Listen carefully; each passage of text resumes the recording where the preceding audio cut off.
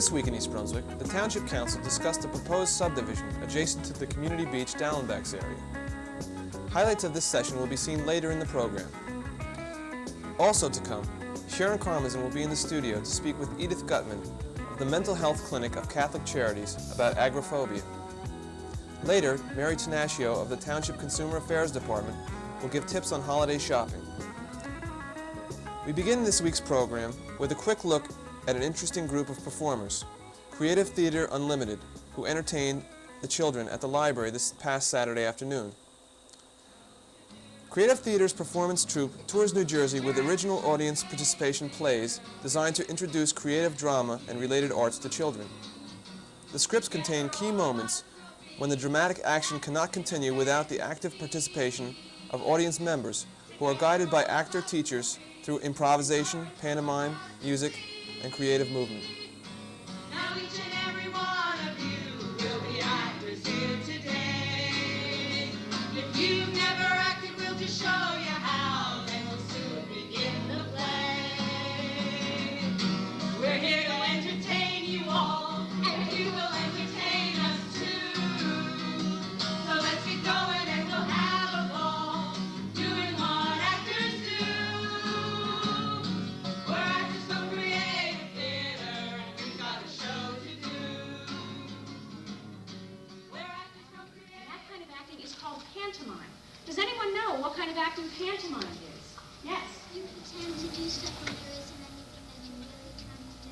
Okay, it's pretending to do something without anything really there. Is there anything else about pantomime? You can't talk. Right. It's pretending to do something and it's silent. It's not talking at all.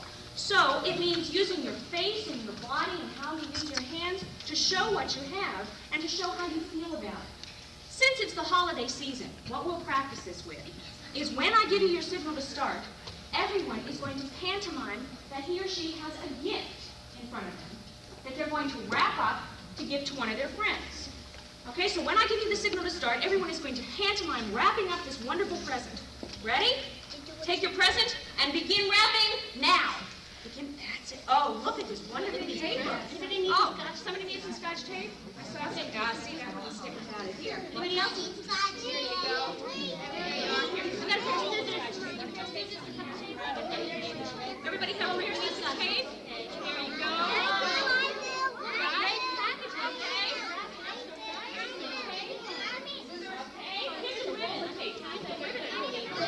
Okay. And freeze now. Good, freeze. Now, when I unfreeze you and give your signal to start again, you're going to exchange your beautifully wrapped present with one of your friends.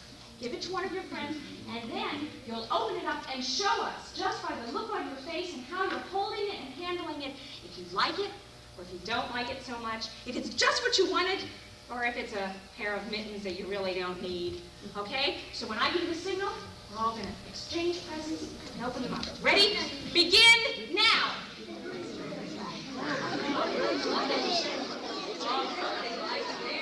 Oh, wow! Good one.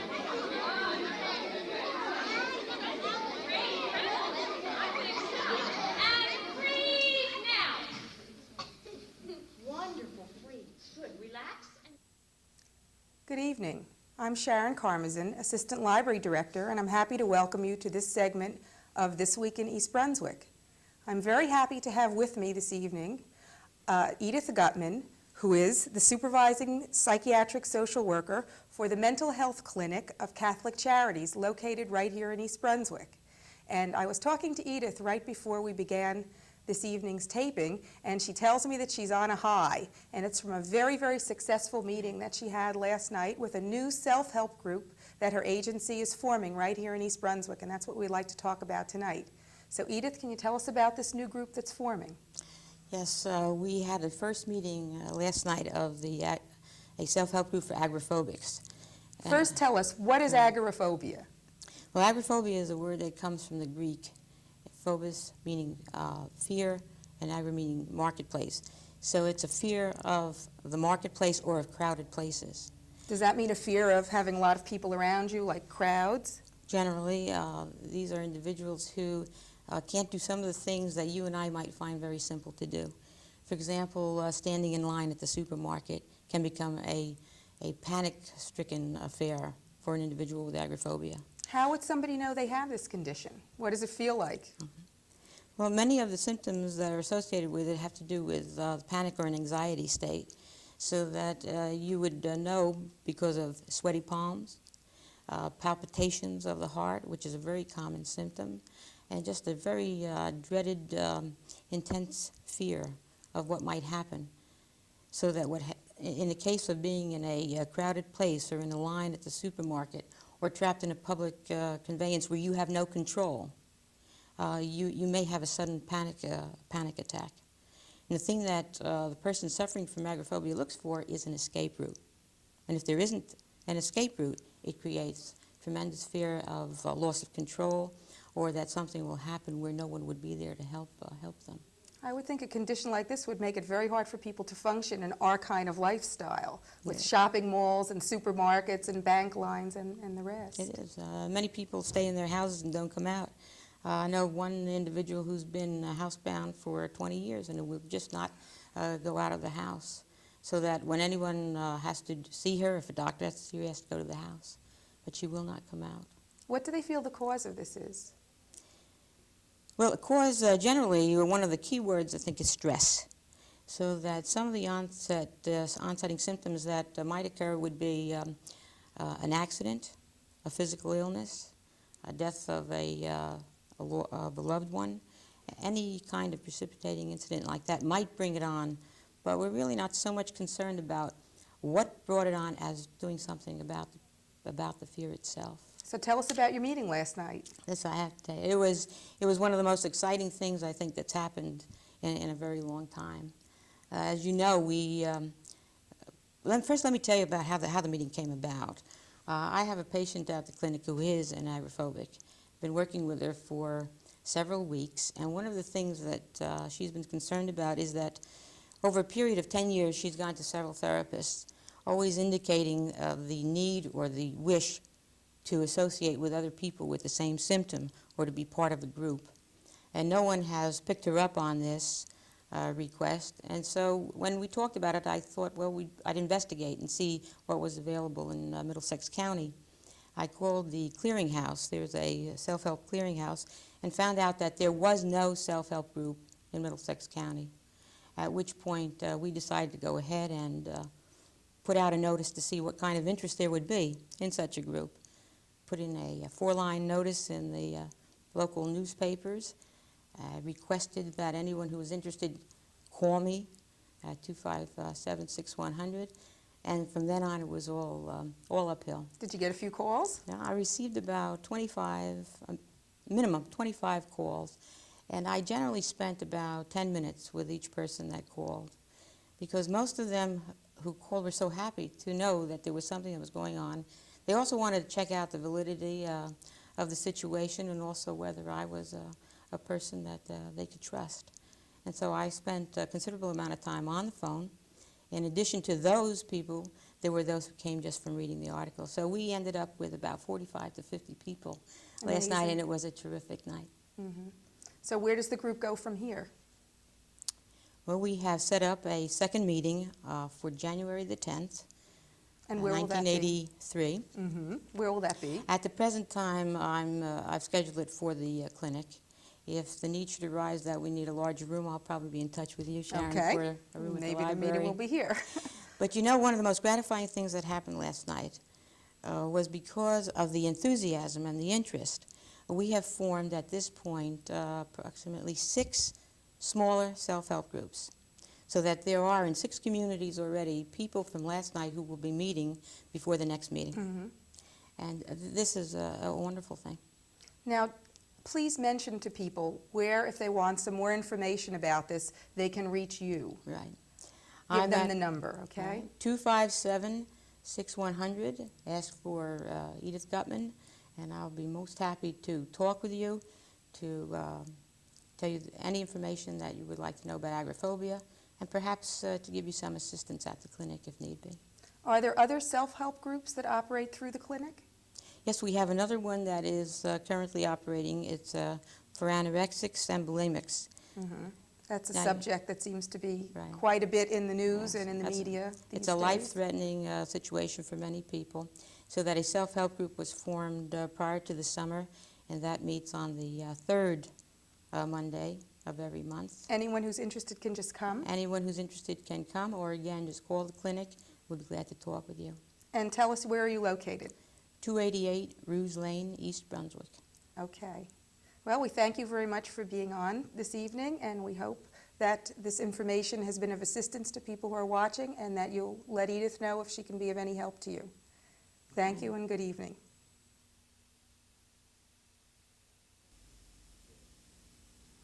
Welcome to Consumer Aware. I'm Mary Tenaccio from your local Consumer Affairs office. Today I would like to discuss with you some holiday shopping tips. Many times during the holidays or after the holidays, we have people and residents calling us with problems that they have experienced during the shopping season. So I thought perhaps at this segment of the Consumer Aware Corner, I could help before the heartaches start. One of the things I would like to discuss with you is pricing. Prices vary from store to store. There is no law in the state of New Jersey that says any one businessman has to use any one price. If you purchase an article in one store and 2 days later you see it for less in another, the first businessman has no reason or under any law is he forced to return your money for that article. So we urge you to please shop first, shop prices because they do vary, and then make your decision after that. Please be very careful and read, and if they are not available, ask the store manager to see them, warranties and guarantees. On small appliances, for instance, they usually are boxed with the article. On major things like televisions, they are in the store and available for you to read. Read them carefully, understand them, and do not be afraid to ask questions.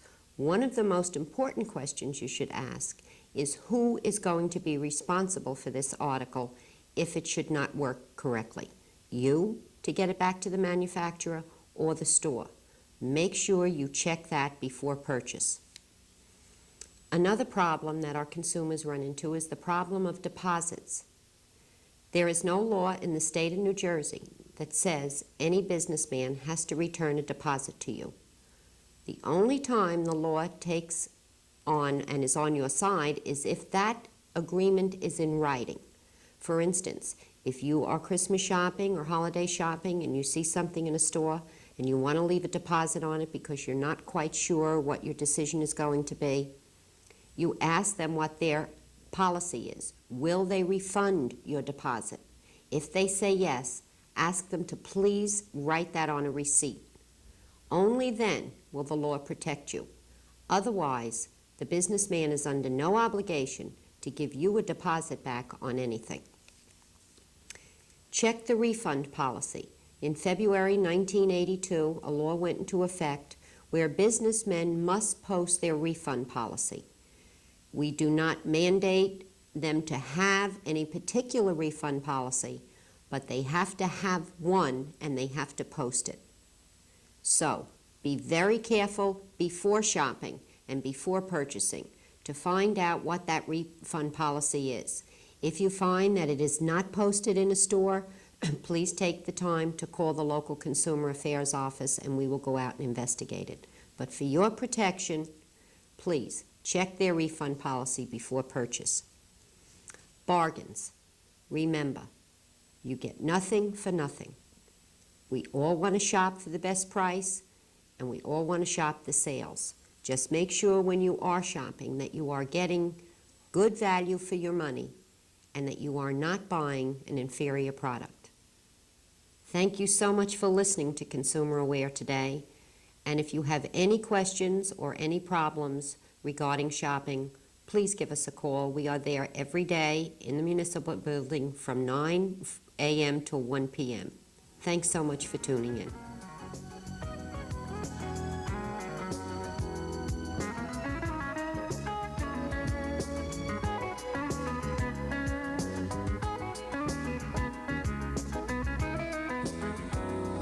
this week's Township Council meeting, 3 major topics were discussed. First, Township Planner Carl Hintz gave a presentation on a 12-acre parcel of land at one time slated for acquisition as part of the town green system, which is now subject of a proposed subdivision. The plan, this particular plan, shows the area of the proposed subdivision, which I have a blow-up of that, which I'll illustrate to you later. That's presently in before the planning board. This came in as a minor subdivision and was carved out about a year ago, and then the planning board and township council held this piece off for consideration. We've since learned that we have Green Acres grant on this particular piece. Ultimately, we wanted all of this in here. The township owns right now a stretch of the Arlen's Brook leading in this direction, and of course it owns Arlen's Brook as it heads out in that direction. The idea being that we eventually have now an open space system that runs to the center of town, all the way from Summerhill Road, all the way. Later, Mayor Fox expressed his concerns on the issue. Well, of course, the other issue is the environmental preservation issue. Once this is gone, it's gone. It's never to be had again. And to the degree that deforestation is unique and should be preserved, once we make a decision that it is not to be purchased, it's gone forever.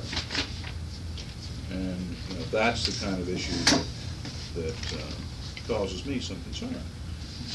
If you go back into the early 70s, there simply was not a concern in the community for preserving areas that were environmentally unique or sensitive. And we've tried to do that through the acquisition of open space and preservation of open space. And once we let this go, it's gone. And I think that's that's a concern that weighs pretty heavily. On the other hand, the cost of acquiring this is very, very low. After further discussion, the council decided not to purchase the property. A second topic was the wording of an ordinance regulating health spas. Recent concern over the possibility of a sex club opening under the guise of a health spa at the site of the former Holiday Spa on Route 18 prompted Mayor Fox to ask Township Attorney Bertram Bush to draft a new ordinance. Bush, who met with the owners of spas presently operating in East Brunswick, stressed that the purpose of the ordinance was not to over-regulate legitimate businesses. The ordinance is expected to be formally adopted at Monday's action meeting. A final topic was the appellate court's decision in favor of the PBA requiring the township to change the current police pension plan from the public employees retirement system to the police and firemen's retirement system. That is, I understood what we negotiated, and as the council understood, I believe, what we negotiated. In fact, the council instructed us to change the language in the contract. It was that we would look into the movement to PFRS. And as I indicated in the deposition that I gave, at the time, none of us we were not sure of the exact dollar figures, and we were not even sure of whether or not it was possible to do it. And therefore, everybody felt that we could not make a commitment to move the police into PFRS, although it was a very strong desire on their part in negotiations to do that. And so we changed the language, and in good faith, council and administration felt that simply indicating we'd make an effort or we would look into it was not an unreasonable thing to do. And the court has overstepped that, I think, has misinterpreted what we said, and ordered that they go into the system. I have to tell you that from what the attorneys tell me, I would not be optimistic that we're going to get certification.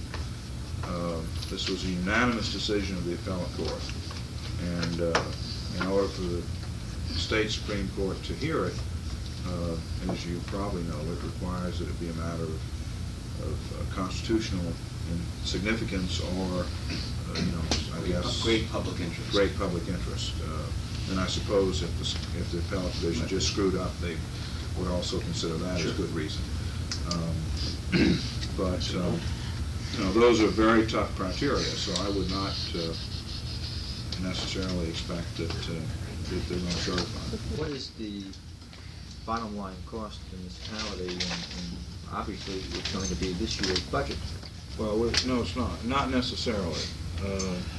We don't know what year's budget it's going to be in, and we are awaiting updated figures from PERT. But the last numbers that or PFRS rather, the Police and Firemen's Retirement System. By the way, there are only 7 municipalities in the state whose police officers are not part of PFRS. And assuming this order, if this order is not overturned, then there'll be 6. But the most recent figures we have from PERT are that it would cost approximately $300,000 a year in additional pension costs to move the police to PFRS.